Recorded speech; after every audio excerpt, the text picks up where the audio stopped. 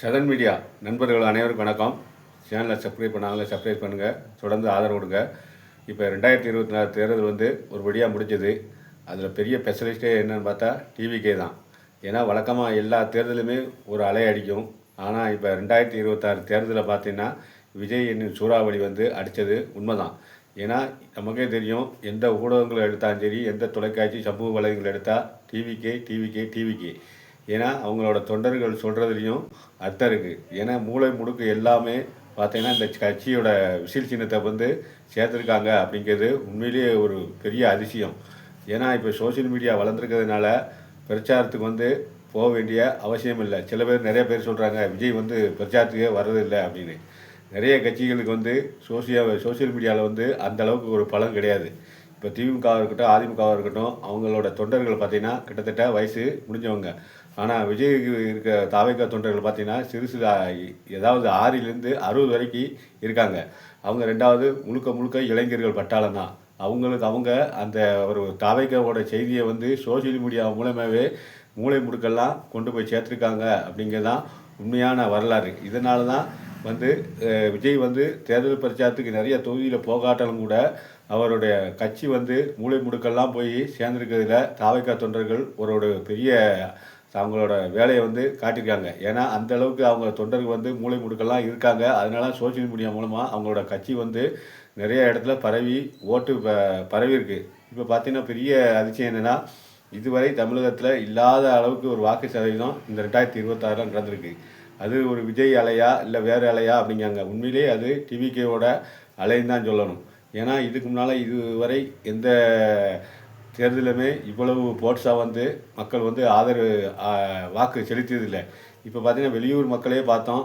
இப்போ சென்னையில் கிளாம்பாக்கம் பேருந்து நிலையத்தில் ஆயிரக்கணக்கான மக்கள் ஊருக்கு போகிறது காட்டி எவ்வளோ ஆர்வத்தோடு இருந்தாங்கன்னு எல்லாத்துக்கும் தெரியும். இப்போ கிளாம்பாக்கம் மட்டும் இல்லை, வெளியூரில் இருக்க எல்லாருமே தன்னுடைய வாக்கை செலுத்துறதுக்கு அவ்வளோ ஆர்வமாக இருந்தார். இது காரணம் டிவிகே தான். இப்போ ரெண்டாவது விஜய் அவர்கள் 2 தொகுதியில் போட்டியிட்டார். பெரம்பூர், திருச்சி கிழக்குன்னு 2 தொகுதியிலையுமே அவருக்கு ஒரு மகத்தான வெற்றி தான். ஏன்னா அவருடைய செல்வாக்கு அந்தளவுக்கு மூளை முடுக்கெல்லாம் போயிருக்குன்னு தான் சொல்லணும். ஏன்னா இப்போ நிறையா பேர் சொல்கிறாங்க இது வாக்கு சதவீதம் இல்லை வழக்கமான ஒன்று தான். ஒன்றே கிடையாது. அதாவது வாக்கு சதவீதம் எகிர்னது காரணம் உண்மையிலே தாவகே தான். புதிய வாக்காளர்கள், அதுவும் பார்த்திங்கன்னா குறிப்பாக புதிய வாக்காளர்கள் ஒரு தன்னுடைய ஆர்வத்தோடு வாக்களிச்சதை பார்த்தா உண்மையிலே அதிசயம். ரெண்டாவது பெண்களில் கண்டிப்பாக 70% மேலே டிவிகேக்கு தான் வாக்கு போட்டு ஓட்டளிப்பாங்க அப்படிங்கிறதுல எந்த மாற்று கருத்து. அதை குறிப்பாக பார்த்தீங்கன்னா இளம்பெண்களில் கேட்கவே வேண்டாம். 10ல் 8 பேர் டிவிகே தான். ஏன்னா விஜய் கட்சி தான். ஏன்னா அவங்களோட ஆர்வத்தை நம்ம முகத்திலேயே பார்க்க முடியுது. மீதி இப்போ அப்படின்னு பார்த்தா கிட்டத்தட்ட இப்போ ரெண்டாவது இதில் என்ன பிரச்சனைனா, கிட்டத்தட்ட ஒரு 19 வயசுலேருந்து 30 வயசுக்குள்ள வாக்காளர் எண்ணிக்கை 1.5 கோடி இருக்குது. அந்த 1.5 கோடி பேரில் கிட்டத்தட்ட 1 கோடி பேர் வாக்கு போட்டாலே போதும், வாக்கு செலுத்தினாலே போதும். டிவிக்கு அது வேறு லெவலில் தன்னுடைய சதவீதத்தை எட்டிடும். கண்டிப்பாக தெரியும். இப்போ மொத்தம் ஒரு 5.25 கோடி, என்னமோ 5.25 கோடின்னு சொல்கிறாங்க வாக்காளர் எண்ணிக்கை 5.25 கோடி. அதில் 19 வயசு, அதாவது புதிய வாக்காளர்னே எடுத்துக்கலாம். 19 வயசுலேருந்து 30 வயசுக்குள்ளோட வாக்காளர் எண்ணிக்கை ஆண் பெண் இருவருமே சேர்த்தாலும் கூட கிட்டத்தட்ட 1.5 கோடி வாக்காளர் எண்ணிக்கை வருது. இப்போ பார்த்திங்கன்னா 1.5 கோடி வாக்காளர் எண்ணிக்கையில் ஒரு 85% வச்சாலுமே பார்த்தீங்கன்னா கிட்டத்தட்ட 1,30,00,000 வாக்கு போலிங் ஆகிருக்கு. அதில் கண்டிப்பாக டிவிக்கு கண்டிப்பாக 90 லட்சம் வாக்கு கண்டிப்பாக இருக்கும். அதில் எந்த மாற்று கருத்துமே கிடையாது. அப்படி 90 லட்சம் வாக்கு 30 வயசுக்கு உட்பட்டவங்களே இருக்குதுன்னா மீதி 4 கோடி வாக்கு இருக்குது, 4.5 கோடி வாக்கு. அதில் ஒரு 75% விஜய் ஒரு 30 லட்சம் 40 லட்சம் எடுத்தாலும் போதும். கண்டிப்பாக 30% தாண்டி மேலே போயிடுவான்னு தான் சொல்லலாம். அவருடைய லெவல் வேறு அளவுக்கு போயிடும். அதனால தான் இப்போ எல்லாருமே ஆளுங்கட்சியாக இருக்கட்டும், எடப்பாடி அவர்களாக இருக்கட்டும், இப்போ இதை ஒரு ஆச்சரியத்தோடு பார்க்குங்க, பயத்தோடையும் பார்க்காதுன்னு தான் சொல்லணும்.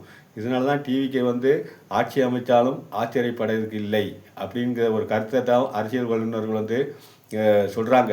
இது ஏதோ இப்போ டிவிக்கு புதிய கட்சி அதனால் அப்படிலாம் எதுவும் நடந்துடாது அப்படின்னு சொல்கிறாங்க. அது வந்து அவங்களோட மன திருப்திக்கு வேணால் இருக்கலாம். ஆனால் உண்மையான ஒரு கள நிலவரம் வந்து இதுதான். நீங்களே கணக்கு போட்டுக்கலாம்.